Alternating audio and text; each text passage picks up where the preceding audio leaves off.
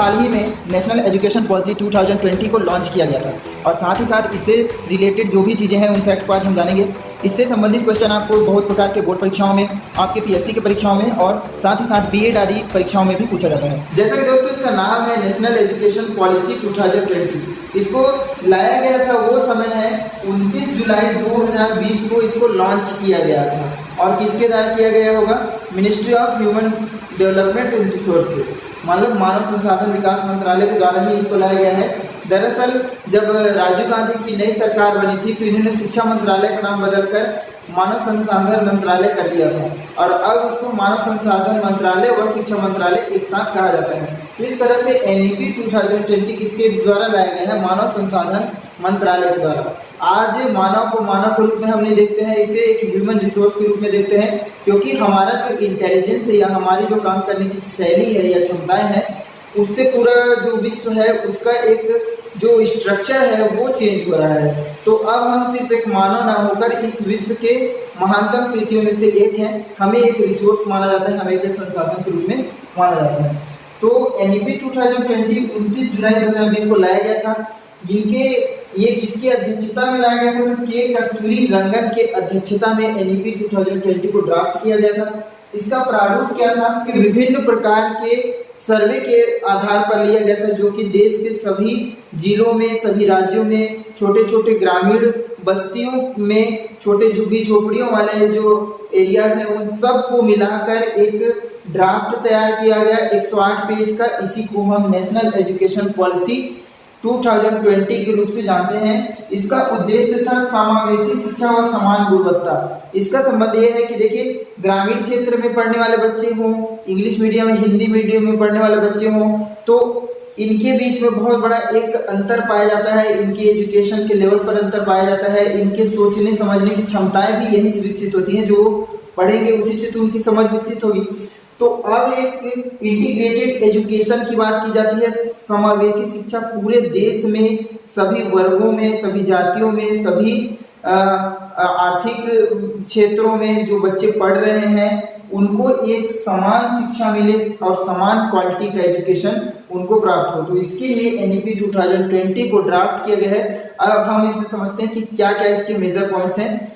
अब हम जानेंगे एनईपी 2020 की संरचना के बारे में। सबसे पहले तो इसका स्ट्रक्चर है 5+3+3+4, जो कि किसको चेंज करता है? 10+2 वाली जो पुरानी व्यवस्था थी कि 10वीं तक आपकी पढ़ाई जो होती है मैट्रिकुलेशन, उसके बाद आपका इंटरमीडिएट और मीडिएट, उसको छोड़कर हम इसको 4 भागों में बांट दिए हैं: फाउंडेशनल, प्रिपरेटरी, मिडिल और सेकेंडरी। तो इस तरह से 5+3+3+4 ये आपका नया स्ट्रक्चर है 2020 का नेशनल एजुकेशन पॉलिसी के थ्रू। और ये आपका 3 से 18 वर्ष के जो बच्चे हैं या 3 से 18 आयु वर्ग के जो बालक होते हैं, जो शिक्षार्थी होते हैं, उनको ये कवर करता है। तो इस तरह से आयु वर्ग में हम इसको बांटते हैं। 3 से 6 साल के जो बच्चे, देखिए पहले क्या होता था कि जो बच्चा पहली से एडमिशन लेता था तो उस बच्चे का आयु 6 साल होता था, मतलब कि 0 से 6 साल होते तक वो बच्चा उतना ज्यादा पढ़ा लिखा नहीं रहता था। तो अब क्या किया गया है कि 3 से 6 के बीच का जो बच्चा है, मतलब 3 साल से 6 साल के बीच का जो बच्चा है, उसके लिए भी एजुकेशन पॉलिसी में एक हिस्सा दिया गया है। उसको तैयार वहीं से किया जाएगा, उसके मूल रूप से किया जाएगा, फाउंडेशनल रूप से किया जाएगा।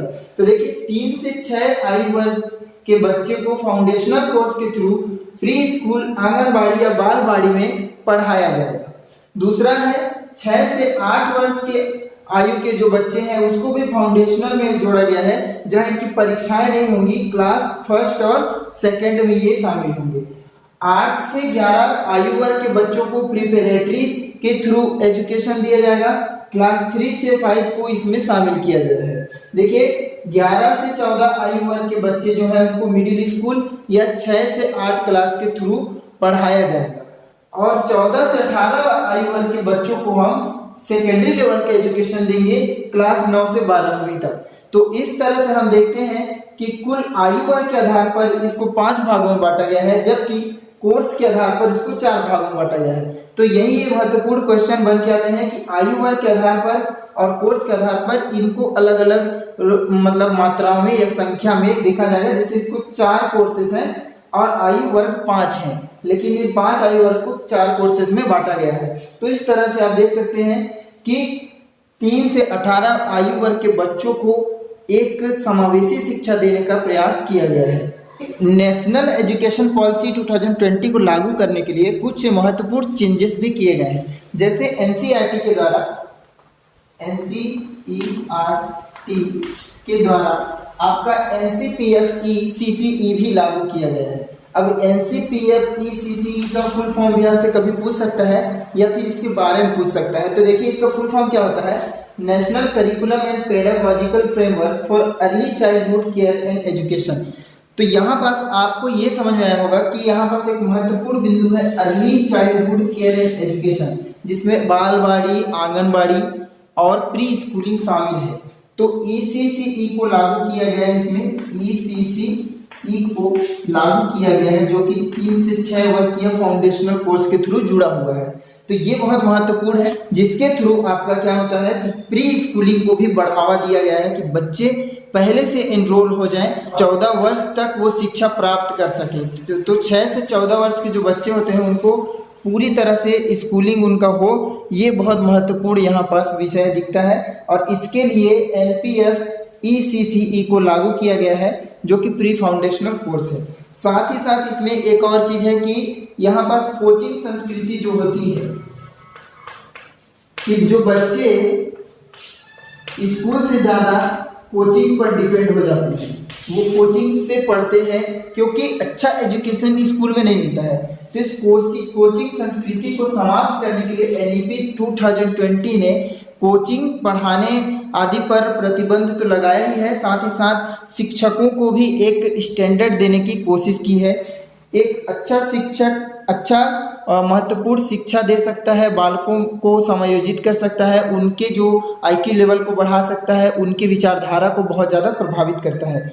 तो एक अच्छे शिक्षक को भी सशक्त करने के लिए इसमें कुछ प्रावधान किए गए हैं, शिक्षक पर भी ध्यान दिया गया है। साथ ही साथ प्रारंभिक बचपन वर्ग देखभाल और एजुकेशन, जो कि हम क्या बोलते हैं ईसीसीई, ये भी इसमें शामिल है। साथ ही साथ स्कूल छोड़ने वाले जो बच्चे हैं उनकी संख्या में कमी लाना भी इसका एक महत्वपूर्ण उद्देश्य है। साथ साथ इसमें सीखने को भी जोर दिया गया है कि बच्चा सीखकर क्या निकलता है, आफ्टर एजुकेशन वो कितना नॉलेज एक्वायर करता है, इस पर भी एनईपी 2020 अपना विशेष राय रखता है। साथ ही साथ इसमें परीक्षा को भी परिवर्तन किया गया है, मतलब बोर्ड परीक्षा अब 2 बार कराए जाए साल में, ताकि अगर कोई बच्चा है जो छूट गया हो या परीक्षा नहीं दे पाया या परीक्षा में उसके वांछित परिणाम नहीं आते हैं तो उस पर एक मानसिक तनाव ना उत्पन्न हो, उसके पास एक और मौका हो। तो बोर्ड की परीक्षाएं 2 बार कराने की भी बात की गई। साथ ही साथ इसका प्रश्न का पैटर्न बदल दिया गया। अभी हाल ही में प्रश्न का पैटर्न बदला है, अभी एग्जाम होने वाला है। अभी आप देखेंगे कि 2024 में जो एग्जाम होगा वो एनईपी 2020 के बेस पर होने वाला है। तो इसमें किस प्रकार के चेंजेस हुए हैं उसको जानना आपके लिए बहुत महत्वपूर्ण है। इसमें क्या है, आपका मल्टीपल जो क्वेश्चन होते हैं उसके साथ साथ ऑब्जेक्टिव, मतलब बहुविकल्पी प्रश्न,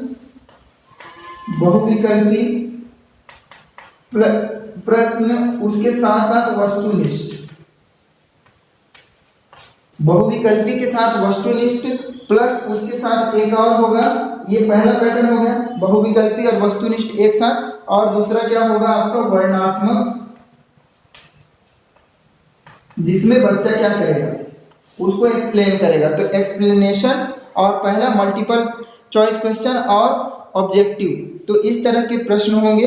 इस तरह से बच्चा जो है वो अलग अलग क्षेत्रों में अलग अलग तरह से अपनी क्वालिटी को दिखा पाएगा। और साथ ही साथ इसमें ट्राइलिंगुआ भी यूज होगा, मतलब त्रिभाषा में महत्वपूर्ण ये है, यहाँ पूछने वाले जो क्वेश्चन होते हैं, पहला जो मेन जो आपका भाषा है पहला वो आपका होगा लोकल या मातृभाषा, पहला मातृभाषा। दूसरा जिन राज्यों में हिंदी नहीं बोला जाता है वहां के लिए सेकेंड जो लैंग्वेज होगा वो हिंदी होगा, और तीसरा इंग्लिश होगा। तो यहाँ पास 3 भाषाओं को एक साथ बताया जाएगा, जिसमें पहला मातृभाषा जो उनका लोकल लैंग्वेज है मदर टंग, दूसरा उसका हिंदी और तीसरा इंग्लिश। और जहाँ पास आपका हिंदी ही मेन लैंग्वेज होगा वहाँ दो ही पहला लैंग्वेज हिंदी होगा, दूसरा इंग्लिश होगा और तीसरा भी कोई और लैंग्वेज होगा जो कि उसके रुचि के अनुसार हो सकता है बच्चों के, जो वो सीखना चाहते हैं। तो इस तरह से त्रिभाषा को भी लागू करने का इसमें क्या किया गया है, प्रावधान किया गया है। ये था आपका नेशनल एजुकेशन पॉलिसी 2020। अगर आपको वीडियो अच्छा लगा तो लाइक जरूर करें और कमेंट करें कि इसमें आपको क्या अच्छा लगा नेशनल एजुकेशन पॉलिसी में, और साथ ही साथ आपके कोई सुझाव हो तो उसको भी जरूर कमेंट करें। थैंक यू वीडियो देखने के लिए, आप सबका दिन शुभ हो।